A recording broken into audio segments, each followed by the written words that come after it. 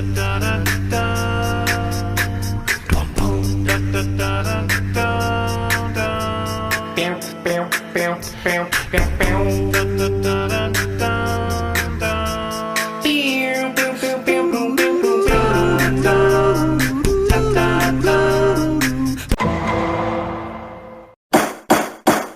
for Rap in Order is brought to you by Manscaped, who is the best in men's below-the-waist grooming champions of the world.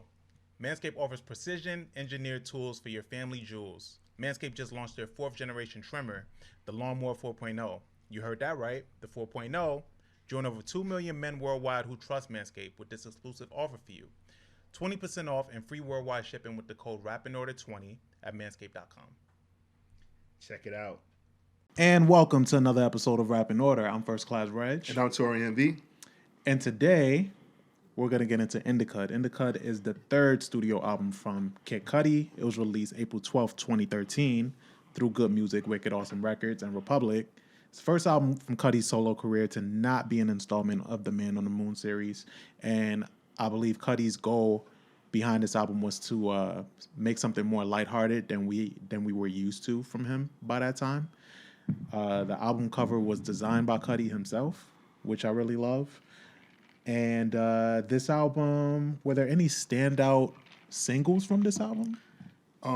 Like you mean like pop, like yeah, like singles that he released before ahead of the album.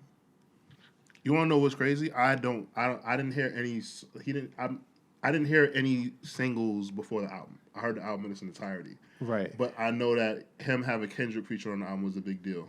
Oh, yeah, I know Immortal did play before the album came out. Immortal, there was Just What I Am came out maybe like a year before the album came out. So he had some songs bubbling around this album. I just remember when it came out, I was kind of excited that it was kind of a detour from the sound of Man on the Moon. Even though I liked the first two, I felt like I needed something else from Cudi. Like he's already established in that moody music type vibe, and I wanted something more upbeat, like a little more upbeat. So this album gave us that, and mixed with everything that you liked from Cudi before, I would say. Yeah.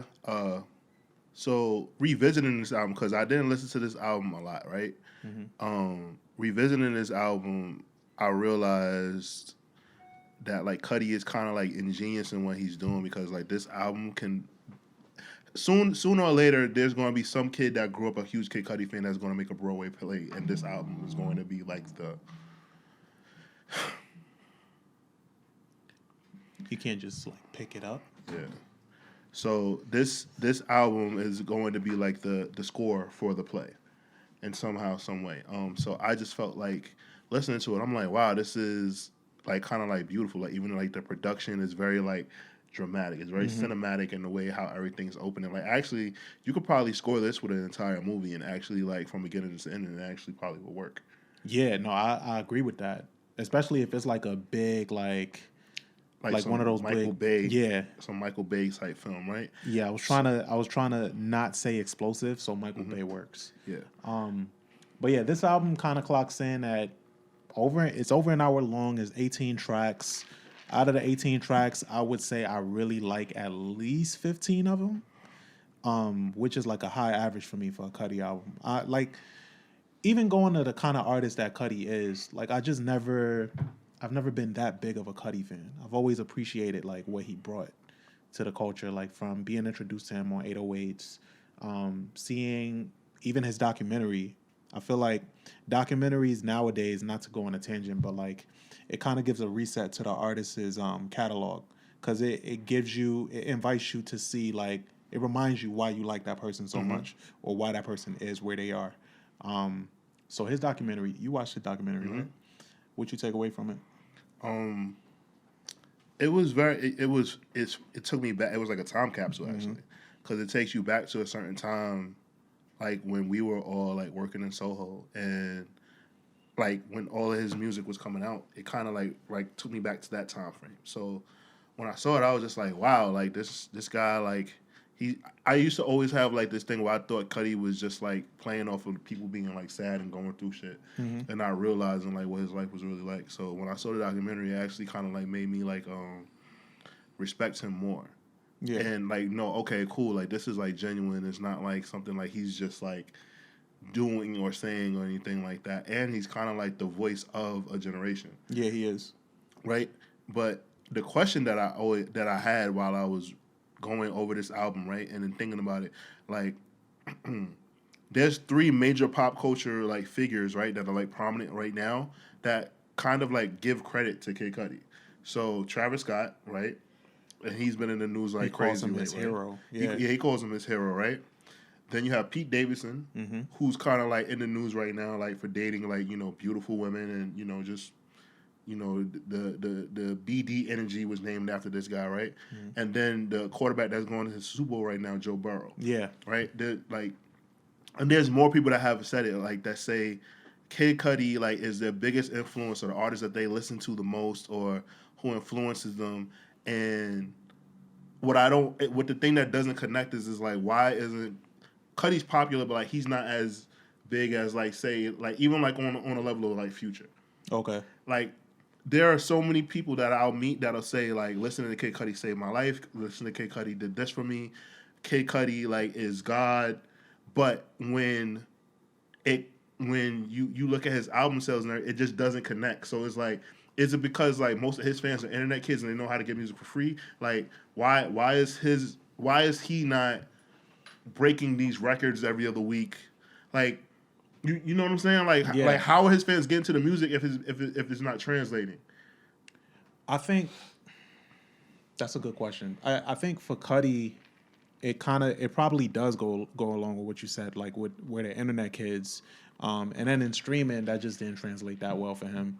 But he's always put up numbers. He's put up respectable numbers. Respectable numbers, but I'm just saying, like, all right, let's compare him and Future. Okay. So, in my mind, when I look at Cudi and Future, like they're kind of like reverse mirror images, right? Because both of their music is based on emotions. It's just that their emotions are directed in a different way.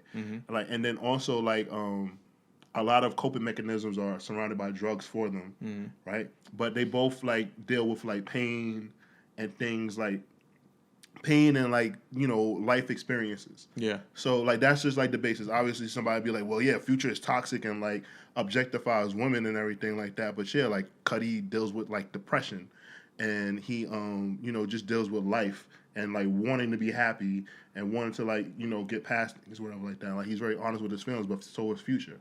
So Future, on the other hand, has all of these Billboard records.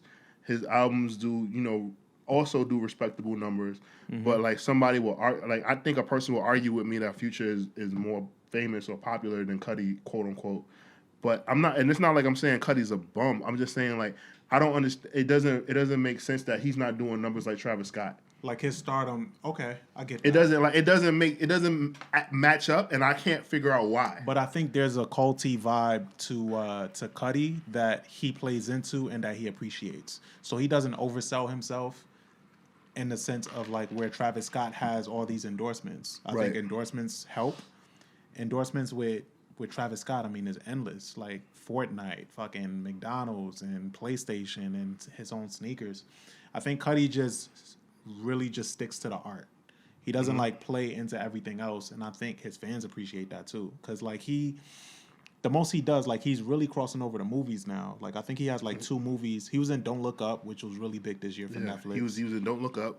Don't forget that he was in How to Make It in America. How to Make It in America, and that was big for him. Which is also like a culty show. Like that's like a show that like HBO canceled after 2 seasons. That like if you know about it, and you loved it. And then it kind of just moved on. But that's been big for his career. I think he's one of those that really exists in the plane of if you know, you know. And if you don't, like somebody will put you on. But it'll only get bigger for him, though. Right.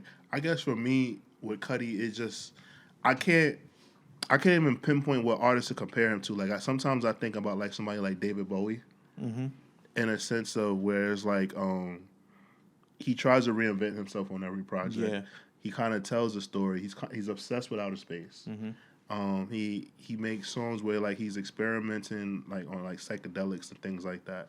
So I just try to like understand like why, like where's the it frustrates me because it's like in my opinion, Kid Cudi should be like the biggest, like he should be bigger than Drake as far as like people talking about his influence. Like there's even like artists who come out and pretty much like heap praise on Cudi. So like when I'm listening to this project, like you can tell like all right, he's above it, and like Cudi even knows it himself. Like anytime like when he was like whenever like the times like he's like dismissed Wale or he's like going on his little rants and tangents about certain artists, it's like he's aware that like he is him. Mm-hmm. Like so, I just always wonder like what the fuck? Like why is this not? What am I missing here? Like granted, like he doesn't have the endorsement deals like Travis Scott and everything like that, but still, like you know. Like why? Like what is it? Like what is it? Like what's that thing? That one thing that he's missing, and I can't pinpoint it. Eli, do you have a thought? Why Cudi's not bigger? Yeah. Why is he not the most famous artist in music? Even though his influence has stretched so far.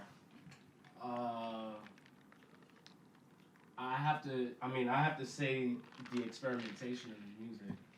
It doesn't resonate with a lot of people. His core fan base is willing to travel with him. If you're like a bystanding fan, you're not really here for the wave. You'll appreciate it. Like you'll appreciate the singles because of course the singles are the ones that are gonna hit. But like if you're a Cudi fan and you're here for like the deep cuts, the B-sides, you're not. I can understand why he doesn't have a bigger fan base. So with that, because that's a good answer. With that, it just made me think there is like an elitism to Cudi fans because of that. Mm-hmm. Yeah. Like they feel like they're you wouldn't above. Get it. Yeah, exactly. You wouldn't get it. Okay. It's like when somebody one of our friends, shout out to Mo Bigger, she asked us one time, like, yo, why do people feel this way about Larry David? Like if you don't get Larry David's humor or whatever, they feel like I forget how she worded it, but I was like, that's like elitism that I don't really subscribe to, but I think with Cudi fans, they have that. Yeah. Okay, so what Eli said is valid, right? But I'll give you the prime example. Many people say 808s on Heartbreak was Cudi Cudi's blueprint, right? Mm-hmm. It worked for Kanye. Mm-hmm. So what I'm just saying is just that like, all right. I think I know what you're gonna say. I have rap. No, you don't. In my hip hop brain, right? All right, put it like this. Dr. Dre drops the Chronic. Snoop Dogg pretty much laid the groundwork for the Chronic album, right? Mm-hmm. Right? The sound, like basically, like he crafted everything around it. Doggy Style comes out as the biggest selling rap album ever at that time, right? So okay, cool. Then we see it happen again with Dr. Dre and Eminem, right?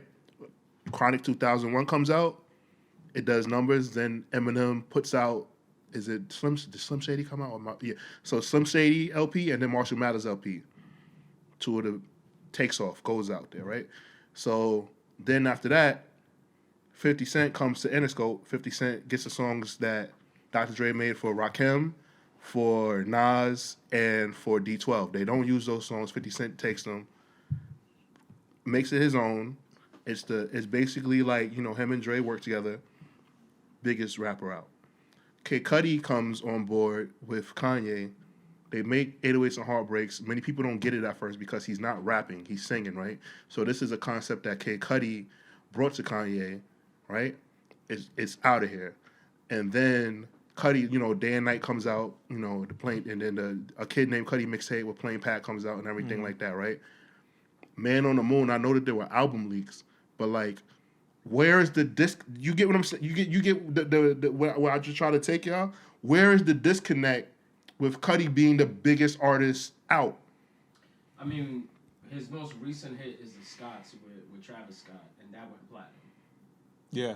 That was like that was during quarantine. But that was with Travis Scott. And that was with Travis Scott. But do you understand what I'm saying is just that like his typically solo projects why they aren't that big? Well, yeah, like typically like what I'm just saying is like if you like pretty much like Travis Scott like might have given like Kanye West more life into his career. Or like some people could say that. They could say like, yo, after graduation Kanye's career was supposed to descend, supposed to decline or whatever like that. We don't know because he did meet Kid Cudi, so we've never found that out. Like his mom died, he went on a whole different trajectory.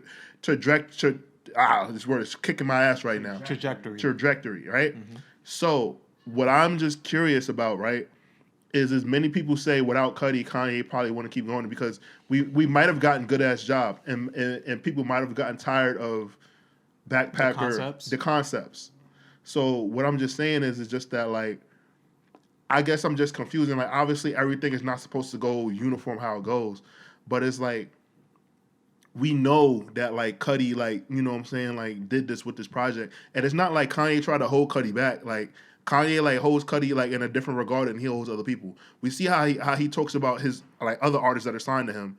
There's two artists that he very much respects. That's Pusha T and Kid Cudi. Mm-hmm. He don't cross them niggas. When he did cross Cudi, like he made it his business to put that man on stage and apologize and cry with him on stage. Yeah. So there's a certain level of respect musically that Kanye has for Kid Cudi. Mm-hmm. So I guess for me, and maybe some people be like, just let it go. I'm just curious, like, why does it not connect? I want Kid, and the thing is that I want Kid Cudi to be a bigger artist. So this is why I'm kind of like obsessing over it. I'm sorry, like I've gone on this tangent about it. I don't think he does. I think he's where he wants to be. It's kind of like the article I did some years back about Fab. And then it wasn't until, because I was saying like, yo, like this is like Fab, like I wrote back then like, yo, he's lazy, he's this, he's that, or whatever. But I think he is exactly where he wants to be. I don't think he's overextending himself. Yeah, Fab doesn't want to do like a solo, a headlining tour. He doesn't want that much responsibility. I don't think Cudi, I think Cudi is exactly where he wants to be. On the other end of that, Wale wants more. And he can't understand why he can't get more. Okay. So they're two very different artists on opposite ends, and it just so happens that they don't really click like that. Yeah, man. So the way he went at Wale, man, Wale ain't deserved that shit. So I think there's something to be said about that. But we can get into this album, you know. Yeah, I'm sorry, listeners. Like, it really bothers me that this album, like that Kid Cudi is not at that level where Drake, Kendrick, and Cole are at. Or even like as far as like, or even like as big as like a Big Sean. Like I really think that Cudi should be like the biggest thing. I think he should be bigger than Travis Scott. I think that Kid Cudi is immensely talented, and I actually think that he has a finger on the pulse of a generation more so than any artist. But there also too though, there's a lot of emotion in Cudi's music, and I think for the longest, I've always looked at Cudi like, damn, like it must weigh a ton to know that your music means so much to people and that it saved these people's lives and everything like that. And so even when this album was announced, I was kind of relieved that he was trying to make more positive music because he knew his music could be really dark and gloomy. But I think the fan base is what kind of kept him in a dark place because that's where his music originated. Right. So it kept him tapping into that dark place to bring more music like that. So that's another reason why this album is like one of my favorites from him because it kind of just did a slight detour, but it stayed true to his fan base. He found a way to do that with this album. Well, I'm gonna say this much: outside of Man on the Moon, and what's the album where he has the 203,000 songs? And on the cover, like he's like running around, like. Oh, that's something Bullet. Speeding Bullet. Oh, okay. Speeding Bullet. Speeding Bullet to Heaven. So besides Speeding Bullet to Heaven and Man on the Moon, the first Man on the Moon, huh? Wizard. What about it? There's Speeding Bullet. There's Wizard. No, I'm not naming all of them. I'm just telling you the two albums that I there's 3 Cudi albums that like I hold in like really high regard. So it's those 2 albums that I just named and this album. Like this album, like I've been listening to this album so much. I kind of like Jay-Z there and kept my notes in my head because I've been like living with this album for like the past 2 weeks, and it's really really like a really good album. And I've seen Kid Cudi perform twice at Coachella, and when I tell you like I saw like people like crying and shit like that, like people like jumping up and down, like rapping the lyrics to his songs and stuff like that. Like it was like kind of like off putting. Like I was like looking around and shit. Like I couldn't grasp it, and it's just like you could tell like his connection with his fans is like. He came through at a very important time. Nah, like he is like to me like important but a pivotal time. Yo, like literally like he is like the person that like saved all the Euphoria kids' lives. Yes. That's literally how it should be working. Yeah, like he like it's just like he just is what he does is just like amazing to me, like what he does for fans and stuff. So I guess for me, like that's like what's the most interesting part. And like I said, like just seeing him perform and just do things, I'm just always like, oh. Yeah. It took a lot for him to get where he is. But it kicks off with the resurrection of Scott Muscudi, which is just a dark tone of an instrumental to lead us into the next song, actual song, which is Unfuckwittable. It's produced by Cudi himself. Yo, which is to say the same for the bulk of this album. Cudi handled production. This song is all ego, and like I just fuck with it. Like it just So when you're listening to the song and like you're like walking around and shit like that, or like you're doing something, it kind of makes you like walk around like an asshole because you're like standing there and you're just like, yo, I am really like on my like no. This song just makes me poke my chest out and feel really good. Everybody needs that. Yeah, like it's a very very good project in a sense that like I really like enjoy. I really enjoy. Hold on one second, Jules. You need the card before? Yeah. So use that card right there. It's a card in that camera behind you. Oh. No, it's all good. Okay, I can add it out. Unfuckwittable is basically just like a shot of adrenaline straight into your veins. It starts off fire. Imagine seeing this shit live. It's scary. It's very scary. And like I remember when I was watching them, I was recording it with my phone. So like when I got back to my Airbnb, I was like, all right, I need to see the name of this because I didn't know all of his songs. Like, because when I would listen to Kid Cudi albums, I would listen to it, be like, oh, that was cool. But seeing it live actually kind of made me more want to like listen, like dive into more engaged and want to dive into his music. Because sometimes when you can see the reaction on others, it makes you kind of like fuck with a song a little bit more. Yeah. Let's see here. We'll get into Just What I Am. Just What I Am is also produced by Cudi. Has King Chip, who is a frequent collaborator of his. Yeah. This song, I remember when it came out, or video rather, he said the video was made and designed for you to watch on shrooms. So I read it and was like, damn, should I take some shrooms? I've never taken shrooms, but I did. I thought about it after seeing him say that. Yo, man. But this song is a trip though, like itself. So I'm really curious I can about imagine. Shrooms. I think most people know if you know me, like we can like count how many times like I was smoking weed, like it's under 20. I've microdose. Right. Yeah. I've never even come near to like doing shrooms.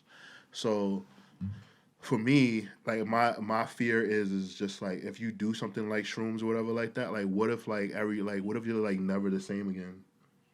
Nah, I think well, I can't speak too much to the experience. Mm-hmm. My experience with microdosing was just super. It's also about like where you are, like your surroundings and everything like that when you do it. So for me, I was on a hike. Okay. So I just was around trees and fucking just nature. So it was just nice. I just was smiling the whole time. Yeah, and for me, like I guess my worry is that I think I tend to repress a lot of things because like I feel like I don't have time to like have meltdowns and stuff. Yeah. So I'm afraid like if I take mushrooms, like that's all bets are off. You just gonna be like, yo, somebody come get Taurian. This nigga is ass naked running through Times Square. Like this, like you know, like I'll be honest with you, like it's not the like for me. It's not the fear of doing the drug. It's the fear of what Of what what? will release out of me once I do the drug, and will I be the same after I do that drug? And I don't know I if think I you'll can be the connect to it. same. I think you'll be the same. I don't know. I think it's probably a good release. Like some people probably need that trip as like a good reset. That's what I'm saying. Like I get it, but I'm telling you, I am fearful of what's coming out of me. Yeah, like I have released myself of these demons. My nigga, I repress a lot, is what I'm basically saying. I'm being very honest with you. I feel you. Some people might even say I'm uptight and rigid. I don't think so, but some people do. So me saying that and me being self-aware, what shrooms might do to me, Yeah. I might wild out and like just like I've seen what weed has done to you. So I don't know if shrooms is your wave. And I don't smoke no more at all really. But I think I don't know. Taurian on shrooms would be I would like to see it, but I don't know. It sounds scary. right, yeah, right. Like it's no bullshit, man. It's like it's a very it's very very interesting like way to like look at this shit. To be honest with you, like the truth. I'm telling you, like I think about it a lot. Like damn, like I could do it. No, the fuck I can't. But that takes us. You're not gonna mention that amazing ass bar from Chip. Which one? Take us to it. You could take us to it because obviously we weren't gonna talk about it. Neighbors knocking on the door. Wait, damn. Oh, come on, my nigga. Is that amazing, huh? Yeah, man. Neighbors knocking on the door, asking can we turn it down. She said ain't no music on. I said no, that weed is loud. Oh yeah. That was It's a good. great bar, bro. That was good. I can't believe you stopped the podcast for that. Yeah. All right. But you got it. Young Lady is the next song. Young Lady features Father John Misty. It's produced by Cudi. When I heard this song, or when I revisit this, I was like, damn, this kind of reminds me of Tame Impala. Like they would have been great on this, Son. right? I love the fact that like Cudi and A$AP Rocky love Tame Impala. Yeah. I can hear Tame Impala. Yeah, nah. I actually like both of them actually came on the stage with Tame Impala at Coachella. I'm sorry that I keep referencing, but it just so happens that like Kid Cudi and Tame Impala are like staples at festivals. Is Cudi on the bill this year? Nah, he's not. He's not on the bill this year. But he probably will come out because Mr. He'll probably West come out and just dance. Yeah. He'll just that's his shit. Yeah, that's his shit. He what? Oh my God. He'll come out. I'm sure. I feel like Cudi is gonna be there. He's gonna come out and he's gonna dance. Yeah, and it's gonna be. Remember that year when he was at Coachella and he came out with the crop top and had everybody going crazy. Yeah. That shit did numbers on FKB, bro. It did. Man, that's crazy. Look at the type of media that people was obsessed with. Kid Cudi in a crop top. Crop top, bro. Just minding his business, having a good time. And niggas is like, he had his new teeth. He was wild. Yeah, he had his new veneers. Them entourage teeth. King Wizard is the next song, which is produced by Cudi. Another great one. King Wizard. This is like, from here is when it became clear to me how much fan service this album was and how much he wanted to include from his past to not completely, negate or go away from that fan service. Right. To bring something new and still bring you what you're used to. Because this could have easily been on any of his other albums. Yeah. I think it's the fan service. I think it's the fan service thing, but I also think that damn, what the hell is this? Wow, like, bro, we're recording. Sorry, damn, that was mean. I don't know how I did that, Danny.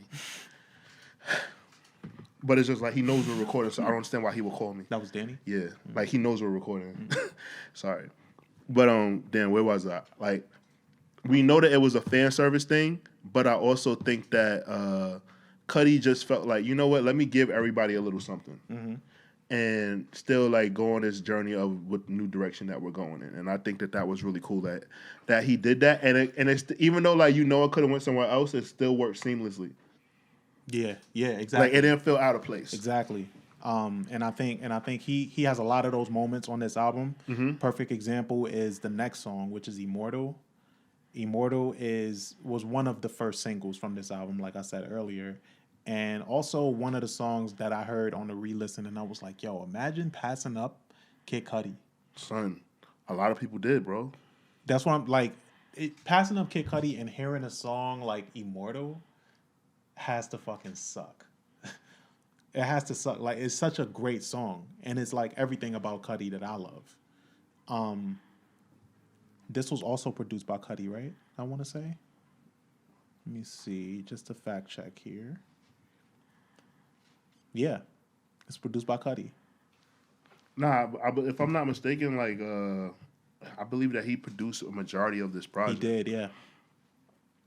Yeah, this is like the Cudi that I like, that leans into his ego a little bit and kind of like raps a little bit.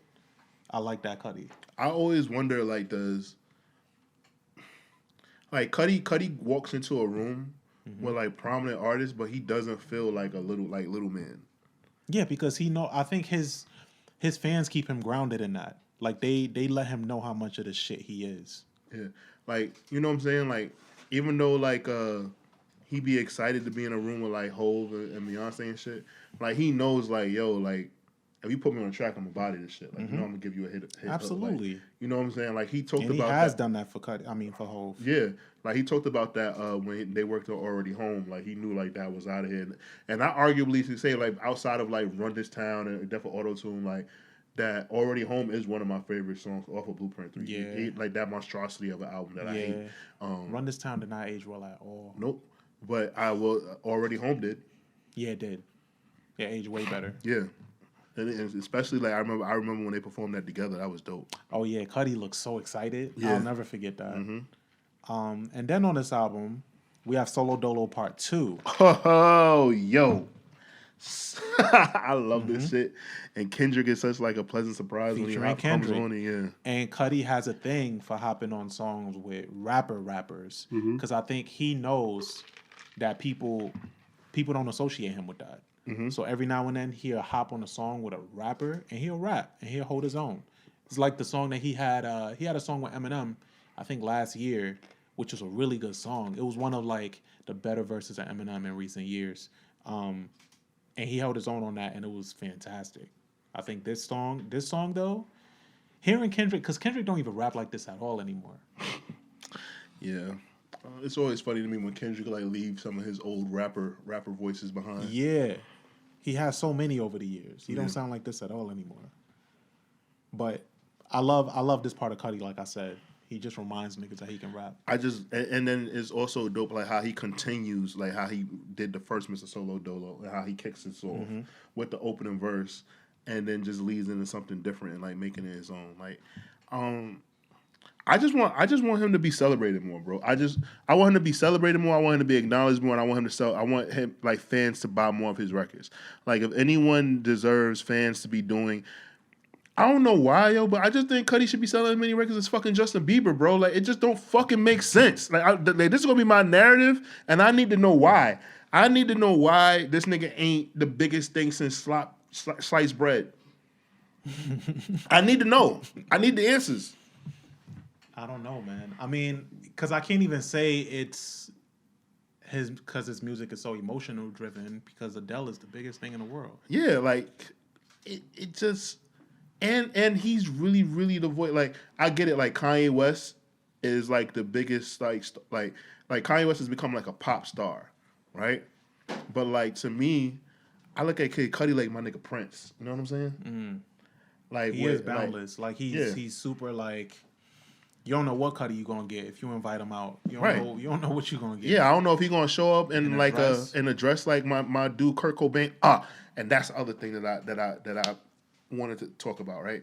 So this, like, Kid Cudi, let's say if Nirvana got back together and they needed a front man, I really think Kid Cudi could be the front man. Oh. Because if you listen, why though? Because Kid Cudi's music is very much Seattle grunge influenced. And especially because if you really think about it, you could tell that Kid Cudi absolutely listened to a lot of Nirvana and Pearl Jam and those bands that came out during that era. But because like they kind of like were like the new face of teenage angst in the 90s, right? That genre. And what he did was, as a hip hop fan, he was able to channel that into what he did with his music and make his own music. Because in a sense, like, this album is kind of like a hip hop grunge album. Yeah. No, yeah, it Absolutely. is. Like, if Dave Grohl ever like just wanted to get the band back together, Kid Cudi better be the front man. I can see that. I never thought about that. Yes. I never thought about that. Like, absolutely. Like, his music is very, very grunge influenced. I'm bodying today's episode, y'all. Stick with me. What is in that cup, ladies and gentlemen? Was there any other songs or highlights on here that you wanted to get through? New York City Rage Fest. Okay. So New York City Rage. All right. So I was really, really excited about New York City Rage Fest because, like, when you hear it, it's something that if you think about it, if you've been to like a party that's in like an empty warehouse or a basement and like you shouldn't be there, and you hear this song, it kind of like sounds like the soundtrack for that. And I'm not talking about like, I'm talking about like those parties where it's like there's no genre to the party, like motherfuckers is just playing whatever the fuck hits, and this song just gets me hype. Like, when I do decide not to be a fat slob and like work out or like run, New York City Rage Fest is my pump it up song. Like, so whenever I'm going on like my runs and like I gotta like really like hit stride, like that's the song that like I've placed in my music playlist to like really just like pump me up and get me through it. I love that song, and it's not because I'm a New Yorker. Like, it's just like that's the point of the song. It's supposed to do that. Yeah. There's a reason why Joe Burrow said that. Like, when he was they were like, "What's your favorite Kid Cudi?" So the first song he said, "New York City Rage Fest," before a football game. There's a reason for that. Yeah. There's a reason like what that song does. Like, right, Eli? Am I right? Am I right? Am I fucking right? Yeah, I like it. Yeah, I like it. It's good. Yeah. It's a good fucking song. It's a good fucking song. Yeah, that New York City Rage Fest is just. I think for me, yours is that Lord of the Sad and Lonely is amazing. Is not from my perspective of things, but just to tie in how much Cudi means to people and to his fan base. It's such a great song because like this is like, I mean, this is his throne to say it, you know, say it shortly. I think it's another fan service song that you know, he kind of feels like he has to do, but he owns it. It's kind of knowing the power of your voice and using it the way that he did. And he was making songs, and when you read interviews from Cudi, he always talks about he makes songs for himself, and they just so happen to reach who they reach. But then at this point in his career, this being his third album, he's pretty well aware of his fan base and the kind of people that gravitate to his sound. So for him to make a song like this, especially toward the end of the album, I thought was really, really dope. I agree. Cudi gets it on a level that a lot of artists don't get. Like, some artists, like, they know that they have a fan base and they know, and they know, like, they kind of have an idea what their fans want, but like they need help. I think Cudi could go into the studio with just an engineer and make an album perfectly and like not get any outside input. Like, when Kanye records, he always has like a busy studio because he always needs input from other people and like help.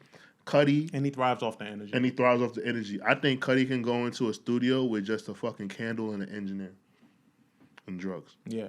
And he probably needs. Yeah. Well, no, And he's clean now, right? Okay, he's clean now. Okay. So I think Cudi will probably maybe some weed, and you know, whatever, like his drink of choices and his engineer. That's it.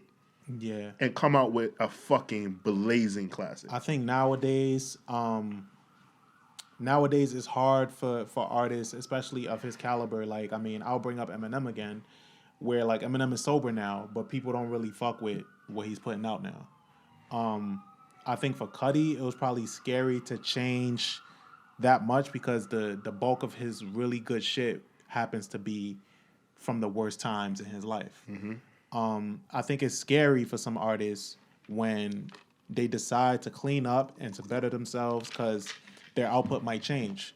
And I think Eminem probably faces that too. Like, even with the Super Bowl commercial, we was talking to LA about that a few weeks ago, where Eminem was kind of competing with himself, right? With Slim Shady and Eminem himself, his 40-something-year-old self, trying to just stay as sharp as this person but having to use more words to keep up with this person than it was when it was so simple.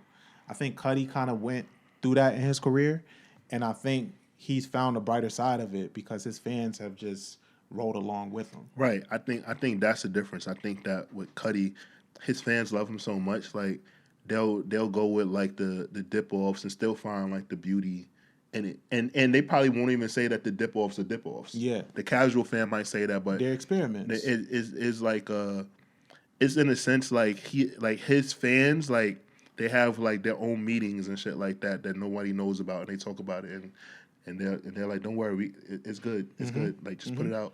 Like give us I more. remember Speeding Bullet to Heaven coming out and being trashed on the timeline, and I love that years album. later, That's crazy. Yeah, that's years crazy later, too. people fuck with it. I see more people liking it now than they did back then. Yo, Speeding Bullet to Heaven That is was me during amazing. quarantine. Oh, you like it now? I mean, I liked it when I went back to it in quarantine because my shit just went on shuffle. So I heard a couple of the songs and then I started to do it like a deep dive. But then I went back to it later on and I'm like, this is not it. It's a very dark. He talks about suicide on that album. Yeah. Like in detail. That was around the time where he came Detail. out. That was around the time when he went to rehab when that album came like out. actually spewing out lyrics about like him cutting himself, him overdosing on pills, what type of pills, how many pills, like he was being very descriptive in that album. That nigga basically And it was rapping Rouge's journal from and Euphoria. and it was almost a 2-hour album of just like suicidal shit. And it was like, and he had like Beavis and Butthead on the album. he had like It was Beavis and a Nah, mess. I'd be- narrating the album. You wanna know what's funny? I love Speeding Bullet to Heaven. You want to talk about something, bro? I'll be honest with you. I am a bit obsessed with like people that are nothing like me. Okay, I guess that makes sense. I have an obsession like with people that like where people who make music about things or like even act in film that or characters that like I can't identify with because it's unidentifiable to me. So it's like, you know, some people are like, I can't relate to this. And then obviously there's certain things where I can't relate to and I can't get with it. Yeah. But somebody like Kid Cudi is fascinating to me. There's an allure. Yeah, because you got to think about it. Like I said, like Kid Cudi is this motherfucker from Ohio who pretty much got adopted by New York City. Like some people say when they think of Kid Cudi, they think of like downtown Manhattan, like a motherfucker just like walking around in skinny jeans with their Chuck Taylors on and like a plaid shirt, basically dressed like Regg. I'm not even being funny. That wasn't even a shot. I'm dead ass. Like that dressed like Regg, like he got the plaid shirt on today and all that. And then like, you know, just walking around Soho, like probably in the LES, might go like to like some like dive bar, hole in the wall club or some shit like that. Maybe meet a shorty or whatever. Wind up like going home on a train and shit like that, like going to like their like apartment in like Williamsburg or something. And like that has been the epitome of a great New York night. Yeah. That is. Yeah. That's Right. like when somebody says, "Yo, I had a great New York day." Yeah. You can assume one or three of the things Taurian said happened. Yeah, like, you know what I'm saying? Like, you go to, like, some bar, like, you meet a chick, you chill, whatever like that. Maybe afterwards, y'all might get a bite, take the train home, possibly fuck. Yeah. You know, like, wake up the next day and maybe go to your retail job in the city. Yeah. Like, you know what I'm saying? Like, that, Literally, like, it's New York City. and that, Yeah. and this, and he's a transplant, but, like, he's very much a New Yorker. Yeah. East New York. Yeah. Yeah, it's New York. I think I've highlighted everything I wanted to highlight on this album. Was there anything else you wanted to add? More so on this album, like, I think, all right, so this is one of the few times where it's like I've gone light on judgment of an album because Kid Cudi did such a good job at like creating a vibe Yeah. on this project that it kind of made me defenseless to critique because I understand that like you can there isn't a name for a genre of his music, right? So when I hear it, like I'm not I gauge like rap projects, if you know our listeners know, like really really hard. But I'll say that on this album, I'm just like, yo, what he created was just more so like of a mood, like just listening to this album, just walking around, cleaning the house, just doing things, makes things just very like easy listen to, and I get through the whole album. Yeah. Like I don't skip songs, like I don't go over it, like I get through the entire project. There's songs that with my choice I wouldn't play. Like Bees, I don't really care for. I can see that. Yeah, Bees I don't care for. Burn Baby Burn. I'm like, eh. So there's a few. There's like 3 on here that I don't really care for, but I agree. Oh, Afterwards I don't really like either. What? Yeah. You wild. Yeah, nah. You got Michael Bolton on that shit. Yeah. Hard, bro. Yeah. I don't really. Can we go? Bro, you wild. That man was in his bag on that shit. But that also just speaks to his diversity and how you said earlier about his music is super experimental and can either bring you in or turn you away. Yeah. So that speaks to Cudi as an artist. But I'm comfortable giving this album a 4.5. Yeah, me too. 4.5 waffles. I give it 4.5 waffles. I agree. Like I said, because it's kind of hard for me to say what I don't like because there's nothing that I don't like about the album. But I can understand like that there's weaker songs that like, and obviously this album easily could have just been 12 tracks, right? It could have been 12 tracks easy, but it's just that like, as far as like Cudi, like he kind of don't like go by the rules. He kind of like don't abide by that. He kind of like does the opposite. He's a moody person, and like it's kind of like time capsules of like where he's at in that time when he's making these projects. So I don't really judge Cudi too hard. I know everyone's probably calling me like a hypocrite right now, but I don't care. Like it's Kid Cudi, he's mad cool, and like it's also the kind of energy that he welcomes. You can't really like just be harsh on Cudi. Yeah, like you can't, like not for real, like you can't, like I feel like Cudi's the kind of like friend to like hit you like randomly and is like, yo, bro, like when let's he's just go having a do good this. time, Yeah, it makes like, me happy. Like even seeing him in that new Aria video, that just made me happy. It was like, yo, look at this guy. I don't know what he's doing. He just looks like he's having a good time. But we can wrap it up with that. 4.5 waffles out of 5. Was that 4.5? Yeah. 4.5, solid. Indicud, third album from Kid Cudi. Check it out if you haven't. I'm First Class Reg, And I'm Taurian B. and we are out of here. Catch you guys next time. Peace.